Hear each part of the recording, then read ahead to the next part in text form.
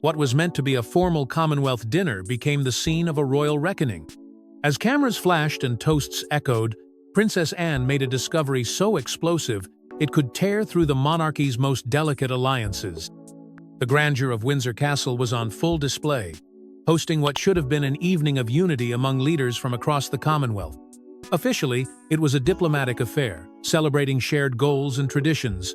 But beneath the polished etiquette and curated smiles, something else was stirring. Princess Anne, ever the steady presence in the royal family, felt it in her bones an undercurrent, a shift in tone that wasn't merely ceremonial. There was something off about the night. It wasn't just the forced laughter or the unusually hushed conversations behind velvet curtains. It was Camilla. From the moment guests arrived, Camilla carried herself with a peculiar authority, more confident, more calculated. She spoke not as consort, but as someone who had already claimed the room. In pre-dinner meetings, she dominated the conversations, subtly steering topics away from tradition and toward change. Staff whispered about her commanding presence, noting how even Charles seemed content to retreat into the background. For Anne, who had spent decades protecting the institution from behind the scenes, it felt like a quiet invasion, and she wasn't alone in her suspicion. Key aides noticed it too. Veteran diplomats exchanged glances. Even a few Commonwealth leaders, usually careful not to cross royal boundaries, seemed taken aback by Camilla's unusual assertiveness. What was she trying to accomplish? Why now, and why here on a night that was supposed to symbolize collective strength? As Anne prepared to enter the grand dining hall, a discreet palace courier intercepted her with a sealed note. No name, no markings, just urgency. She read it in silence, her expression tightening with every line. It wasn't long, but it was enough. Enough to suggest that this dinner wasn't merely a formality, and Camilla's role in it was far more sinister than anyone had realized. The message warned of a scheme already in motion, one that involved key positions, whispered endorsements, and a sudden reshuffling of royal roles that had never been approved by the crown's traditional channels. Anne said nothing, but the spark had been lit. Her instincts sharpened. Years of royal training and exposure to political deceit had taught her one truth. When the surface is too calm, a storm is usually coming. And tonight, the calm was deafening. Still, she watched, listened, and waited. Each conversation Camilla had seemed more pointed, every gesture more rehearsed. There were no outbursts, no visible confrontations, just quiet movements, delicate persuasion, and the subtle construction of influence. Anne wasn't sure yet how deep it went, but one thing was clear. This dinner was no ordinary gathering. It was a battleground disguised in elegance. But what Anne didn't yet know was that the dinner wasn't just ceremonial, it was the stage for Camilla's boldest maneuver yet. Behind the elegance and speeches lay a ruthless ambition. Camilla wasn't attending the dinner for royal unity. She was laying the groundwork for her secret play, one that would shock even Charles. As the dinner progressed and dignitaries raised their glasses to toasts and promises, Princess Anne remained alert. Her royal poise masked an ever-deepening unease. She watched as Camilla moved effortlessly between tables, pausing to share quiet words with select leaders only a few seconds at a time, but with remarkable consistency. It wasn't casual conversation. These were intentional exchanges, precise, almost rehearsed. Anne had seen this kind of choreography before in rooms where deals were made, not traditions honored. Something was brewing, and it wasn't diplomatic harmony. Camilla's aides, usually reserved in the background, were behaving unusually. Several were spotted discreetly handing sealed envelopes to aides of visiting Commonwealth dignitaries. The movements were swift, almost ceremonial, but far too personal for routine briefings. One particular moment caught Anne's attention. A whisper exchanged between Camilla and a delegate from an African nation known for resisting prior royal intervention. Minutes later, that same delegate was seen smiling and nodding at something tucked neatly into his inner coat pocket. Anne didn't need the envelope open to understand that something unspoken had passed between them. Anne's mind raced through possibilities. What was Camilla offering? Or worse, what was she promising on behalf of the crown without consent? For someone who had fought all her life to uphold royal tradition and service, the idea that backdoor arrangements were being made under the guise of unity was an unforgivable betrayal. She knew Camilla had gained political polish over the years, But this was a strategy far too calculated to be coincidence. Meanwhile, King Charles sat largely detached. His attention drifted, his posture subdued. Whether from fatigue, stress, or something more serious, he seemed uninterested in the political undertones swirling around him. And Camilla knew it.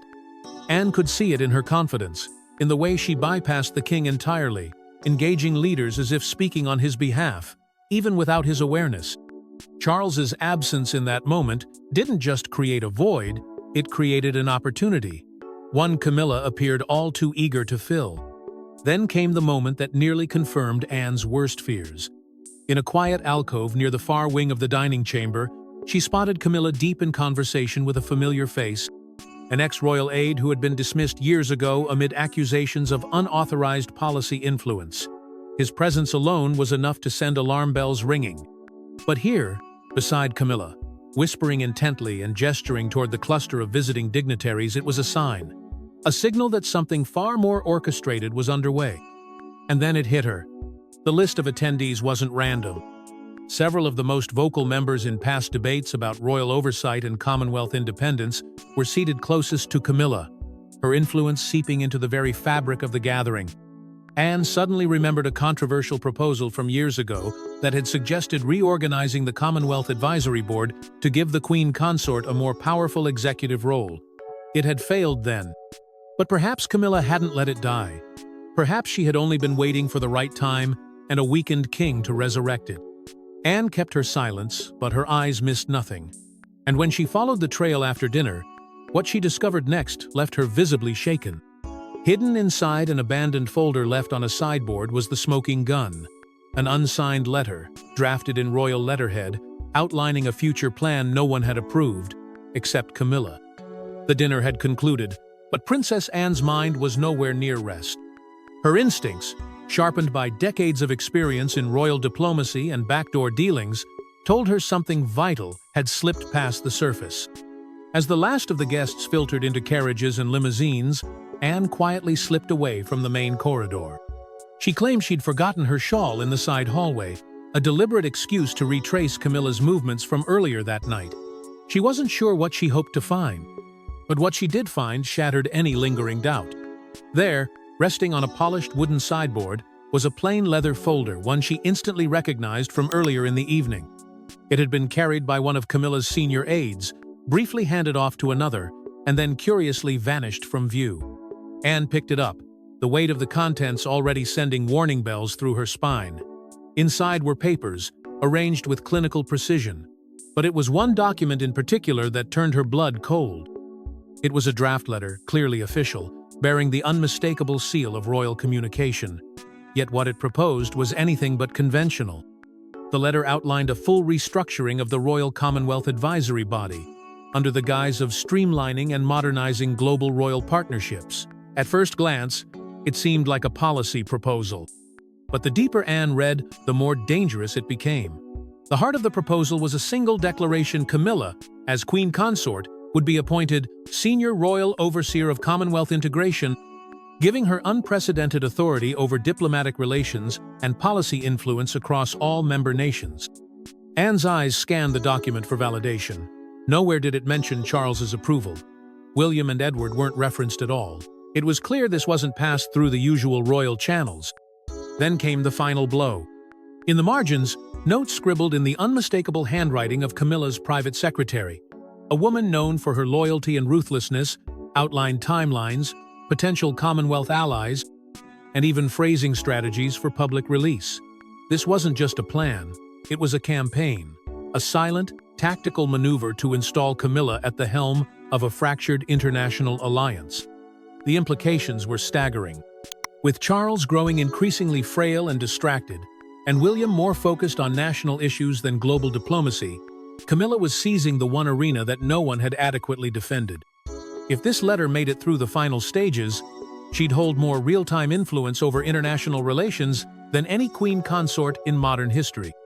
Not by tradition, not by marriage, but by sheer manipulation. Anne held the folder like it was a live fuse. Her face betrayed no emotion, but her heart was racing. Camilla had outmaneuvered the entire royal hierarchy in silence and nearly succeeded. But the damage wasn't complete. Not yet. But Anne knew a letter wasn't enough. She needed voices, witnesses, and fast. Because by morning, Camilla's plan would be sealed in motion. For years, loyal staff whispered about Camilla's growing reach. Now, with Anne on the trail, those whispers became confessions, and what they revealed was more sinister than anyone had dared believe. Princess Anne didn't waste time. The moment she secured the letter, she knew the clock had started ticking. Camilla's influence was spreading fast and quietly, like ivy gripping ancient stone. But Anne had one advantage: loyalty. Not from those currently in Camilla's orbit, but from individuals who had served the crown long before Camilla ever entered the frame. These were the footmen who had stood beside the late queen, the aides who had once carried confidential documents with trembling care, the advisors who remembered when titles were earned, not seized through whispered strategy. Anne reached out not with demands, but with conviction. She asked them not for gossip, but for truth. And the truth came pouring out. One former aide, still protective of Queen Elizabeth's legacy, spoke first. He'd been present during several meetings over the past year where Camilla had introduced exploratory discussions about a new Commonwealth structure. But these weren't casual chats. According to him, Camilla had carefully orchestrated these talks under the label of cultural diplomacy, while pushing a deeper agenda: to consolidate international goodwill under her name, positioning herself as the modern face of royal leadership. The aide confessed he had dismissed it as harmless until she began drawing up private lists of who could be persuaded, who needed flattery, and who required political incentives. Anne's next meeting was even more revealing. A mid-level Commonwealth attaché, once dismissed quietly for confidentiality breaches, confessed that high-level diplomats had been receiving offers, not official ones, but personal gifts, quiet arrangements, subtle promises. Some were offered land, others were promised obscure knighthoods and exclusive royal grants. In return, a single ask: support Camilla's increasing presence in Commonwealth forums and publicly back her name as the natural successor to Queen Elizabeth's legacy abroad. It was a trade, clean and simple but masked under diplomacy. But the most chilling revelation came not from memory, but from a device. A voice note, recorded unintentionally during a garden reception, fell into Anne's hands through an old palace driver. In the audio, Camilla's voice was unmistakable: confidence, calculated, and hauntingly clear. William's priorities will always be domestic. That leaves the international stage for us to reshape. It wasn't said with malice, but with certainty, a certainty that reeked of ambition beyond her station. That one line was enough to reframe everything Anne suspected. This wasn't about influence, it was about independence. Camilla wasn't trying to be the supportive queen consort. She was trying to be something else entirely. Anne finally saw the whole picture. Camilla's goal wasn't to aid Charles, nor to fill a temporary void in leadership. It was to build a new branch of royal power, one that operated globally, directly tied to her name, and completely detached from Charles's fading authority or William's rising reign. A Commonwealth where loyalty to the monarch was replaced by loyalty to her. It wasn't just ambition, it was succession by stealth. But Anne wasn't going to let this unfold in secret. She had one goal: to expose Camilla before the final agreement was inked. With the queen consort sipping wine beneath the stars, Anne approached unflinching, unreadable. What followed was a confrontation so charged, even the palace walls seemed to hold their breath. The garden terrace, softly buzzing with polite laughter and the clink of crystal glasses, offered the illusion of calm. But Princess Anne was a storm held tight behind steady eyes. She had waited long enough. The sealed envelopes, the unauthorized letter, the whispered network of favors, it had all led here. She crossed the space slowly, her every step measured with intention. Camilla turned, sensing her before she arrived, and offered a smile, practiced, polished, false. Anne didn't return it. There were no pleasantries, no opening lines, only cold truth delivered with the force of conviction. Anne reached into her coat and produced the unsigned letter, the one bearing the royal seal, Camilla's blueprint for an unauthorized takeover of the Commonwealth network. She held it in front of her, not handing it over, but laying it out like an indictment. "This wasn't authorized," she said, her voice ablade. "And you know it." Camilla blinked, the mask slipping for a fraction of a second. Then came the deflection. "It's just a draft," she murmured. eyes narrowing. A discussion piece, nothing more. But Anne wasn't buying it. She pressed on, her voice sharper now. You bypassed the crown, you manipulated leaders, and you used your position not to support the monarchy but to redirect it around those who actually serve it. Camilla's patience thinned. The air between them grew tight with resentment. And what has that service achieved? She shot back, no longer masking her disdain. We're clinging to dust. If this family is going to survive the century, it needs to evolve, not hide behind legacy. The tension cracked wide open. This wasn't just about a letter.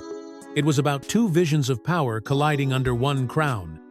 Anne, the embodiment of stoic duty and reverence for the institution, versus Camilla, the strategist who saw the throne as a vehicle for reinvention. Camilla stepped closer, her voice low but venomous. Old ways won't secure the crown. People don't want relics, they want relevance. Anne didn't flinch. They want trust, and you've shattered it. The confrontation ended not in raised voices, but in a vow. Anne's final words hit like thunder. I'm taking this to Charles and William. They will see what you've done, and they will act, even if it breaks this family apart. Camilla didn't respond. She didn't need to. Her silence was no surrender. It was calculation. A pause to reassess, to regroup. Anne knew the queen consort wasn't done. Far from it. But Camilla wasn't done fighting. And Anne soon realized this wasn't a battle over influence. It was a war over the future of the monarchy itself. King Charles, already weakened and weary, is dragged into the crossfire. When Anne presents the evidence, he must finally confront the woman he thought he could trust with the crown. Anne wasted no time.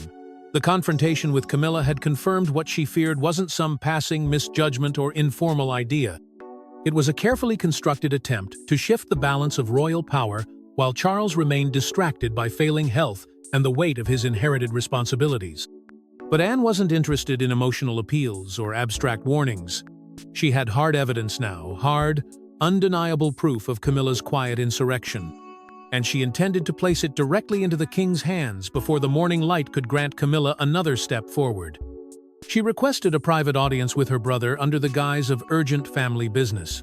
Charles, increasingly fatigued by endless ceremonial obligations and diplomatic demands, agreed without question. He looked older than usual, thinner perhaps, and far more distant. But even in his fragility, he carried the crown's burden with stoic pride. That made what Anne was about to reveal all the more painful. She laid the folder on the table between them and opened it with surgical precision. No drama, no accusations, just the facts. She pointed to the letter Camilla had drafted, walked him through the timeline of backdoor meetings, the anonymous testimonies, the envelope deliveries, and finally, the voice recording. Charles sat in silence, a tension slowly blooming behind his tired eyes. For a long moment, he said nothing. But Anne could see the cracks forming in his composure. He wasn't shocked, he was devastated. Still, hesitation clung to him like a shadow. He spoke softly, unsure of the ground beneath his feet. This can't go public. The institution, it won't survive another scandal. Not now, not again. But Anne was ready for that answer. Her voice, firm and resolute, cut through the silence. And what happens if we say nothing? The Commonwealth won't be ruled by whispers and deceit. Not in our name, not under your reign. Charles looked away, struggling beneath the weight of betrayal and consequence. He admitted, almost in a whisper, that he had ignored signs, that he had allowed Camilla's growing ambitions to go unchecked out of guilt, love, and a desperate desire to shield her from criticism. He remembered how many times she had bypassed protocol, speaking to press behind closed doors, entertaining dignitaries without official clearance, pressing for titles that weren't hers to claim. It had all seemed manageable. Until now. Anne didn't gloat. She didn't need to. Her presence was a mirror reflecting Charles's own regret. He reached for the folder, closing it quietly, and then, finally, nodded. "We'll call a council," he said. Privately, immediately. It wasn't just a decision, it was a surrender to reality. But before the council could gather, Camilla made a move no one saw coming, one that turned private betrayal into public outrage. Within hours, the palace press office was in chaos. A confidential royal memo had been leaked and its contents implicated not just Camilla, but a secret network of loyalists working within the monarchy. What began as a quiet reckoning behind closed doors erupted into a full-scale royal crisis. The memo appeared first on an obscure whistleblower forum shared by an anonymous account with deep access to palace documents. But it didn't remain obscure for long. Within minutes, royal correspondents picked it up. Headlines ignited across the globe. And what they revealed was more damning than anything Anne or Charles had anticipated.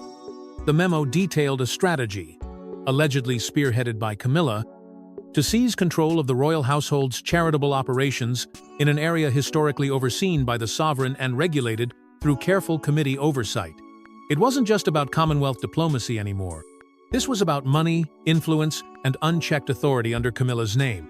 More disturbing than the content was the supporting evidence. Alongside the memo were leaked email threads, internal correspondence, and scheduling records pointing to meetings that had never been logged on official calendars. The language used in these emails was carefully coded but unmistakable. Certain charities were described as strategic platforms and PR leverage points. Others were marked for reassignment or phase-out. And again, there were no signatures from Charles, no mentions of William, only approval chains routed through Camilla's circle, an inner ring of staff who had, until now, remained in the shadows. The reaction was swift and unforgiving. Several Commonwealth leaders, who had just days earlier appeared to support Camilla's increasing involvement, issued public statements distancing themselves from the controversy. One leader canceled an upcoming royal visit. Another confirmed they had received private overtures from intermediaries, offers they now realized had not been sanctioned by the monarch. The backtracking began like a trickle but quickly built into a tidal wave of retreat. Meanwhile, the internet exploded. The hashtags Camilla coup and Bravo Princess Anne trended globally within hours. Commentators on all sides weighed in. Some called it a royal mutiny. Others a calculated bid for power that finally collapsed under its own weight. But one thing became clear. Camilla had crossed a line.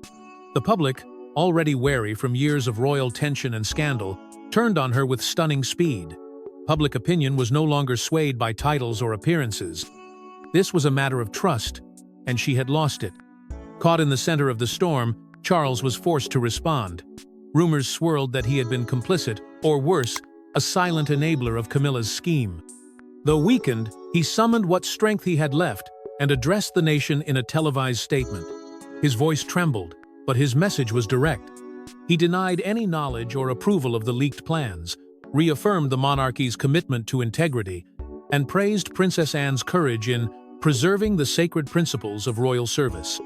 It was a necessary move, but not enough to calm the rising tide. But even as the public rallied around Anne, the final blow had yet to land, and it would come from the one person Camilla had underestimated all along. When Prince William entered the room, the temperature dropped. He wasn't there as heir. He was there as a son, a protector, and a future king reclaiming the monarchy's moral compass. In the aftermath of the leak, with public outrage mounting and Charles's televised damage control barely containing the fire, William made his move not in front of cameras, not with palace fanfare, but in the one place that mattered most. Behind closed doors, face to face with the source of the storm. He called for a private meeting with his father, Princess Anne and Camilla. No aides, no advisors. Just the fractured heart of the royal family, exposed in its rawest form. Charles, still shaken and deeply conflicted, agreed. Anne stood firm, unrelenting. But it was William who entered with the weight of something more than anger. He carried responsibility not only for his family's future, but for a nation that had looked to him, again and again, as the steady hand of modern royalty. He didn't waste time. He placed a folder on the table, documents, transcripts, witness statements, all compiled in less than 48 hours through the palace's private security and legal channels. And then he spoke, his voice low but unwavering. There will be no more maneuvering, no more quiet corridors. This stops now. Camilla, cornered and weary from the public fallout, attempted deflection. She denied malicious intent, framing her actions as misunderstood diplomacy. But William cut through it with a single line that silenced the room. "My mother once warned me," he said quietly, "that one day, shadows would try to wear crowns. I didn't understand what she meant until now." The words struck like thunder. It wasn't just a rebuke, It was a declaration that Diana's legacy, long buried beneath royal politics, had finally spoken through her son. Camilla's composure faltered. For the first time since the ordeal began, she broke not with fury, but with a shuddering wave of emotion. Her voice cracked as she insisted she only ever wanted to serve, to be accepted, to matter. But not once did she offer a clear apology. Not once did she admit she had crossed a line. William didn't press further. He didn't need to. The ultimatum had already been issued. Camilla was to withdraw from all involvement in Commonwealth discussions, effective immediately. Her political advisors would be dismissed, and no future royal proposals would be executed without full approval from the sovereign and from the council he and Anne would now co-chair. The room was silent. Even Charles, torn between loyalty and disillusionment, did not object. And then, in a rare moment of raw gratitude, William turned to his aunt. "You saved us," he said simply. "You protected what mattered when everyone else hesitated." It wasn't just a thank you. It was a restoration of Anne's role, not as a quiet servant of duty, but as the beating conscience of the monarchy. Together, William and Anne agreed on a new protocol. Every major royal appointment, every diplomatic engagement, every advisory committee tied to the monarchy would now be reviewed by both of them, ensuring no one, no matter their title, could ever again operate in the shadows. The palace had survived the storm, but the scars would linger, and Anne wasn't done yet. She had one final act that would seal the moment in royal history forever. Days later, the world watched as Princess Anne took the podium alone. What she said wasn't just unexpected, it was unprecedented. And in just 5 minutes, she redefined what it meant to be royal. The palace press chamber had never felt heavier. After weeks of explosive headlines, a fractured family dynamic, and global speculation, all eyes turned not to the king, not to the Prince of Wales, but to the woman who had carried the monarchy's burden through silence, and now chose to break it. Anne stepped forward, not as a royal wrapped in ceremony, but as a figure of clarity, bearing the full weight of truth. The room fell still, and then she began. She didn't speak of crowns or protocol. She didn't offer vague platitudes. She opened with conviction. "My loyalty has never been to a title," she said, her voice steady, deliberate. "It has always been on duty, to tell the truth, and to the people we serve." In that single sentence, Anne dismantled decades of royal ambiguity. This wasn't a defense of the institution, it was a reckoning with its missteps. She addressed the chaos head-on. The silent power plays, the hidden hands that had tried to mold the monarchy for personal gain without naming names, laid bare the darkness that had crept into its highest chambers. "We must never allow ambition to silence accountability," she said, "and we will not allow trust to be treated as currency." Then came the boldest moment of all. Anne announced the formation of an independent review body tasked with overseeing every royal charitable operation, including all financial distributions, public partnerships, and international affiliations. It would not be managed by royals. It would not be buried in bureaucracy. It would answer to the public. "If we are to remain servants of the people," she declared, "then the people must see us as we are flawed, evolving, but never hidden." The room erupted in applause. Parliament released a rare bipartisan statement applauding her courage. International leaders praised her honesty. Commonwealth nations, once skeptical of the monarchy's intentions, now saw a renewed possibility for partnership, one rooted in transparency, not tradition alone. As for Camilla, the fallout was swift. While the palace offered a carefully crafted explanation citing personal health concerns, the truth was undeniable. She had vanished from public view. No appearances, no statements, no defenses. Her silence spoke louder than words. The damage had been done, and the public had chosen a different face of the monarchy to believe in. Anne didn't linger for interviews. She left the podium with the same dignity she carried through the crisis. But the impact of her words would ripple far beyond that moment. She hadn't just ended a scandal.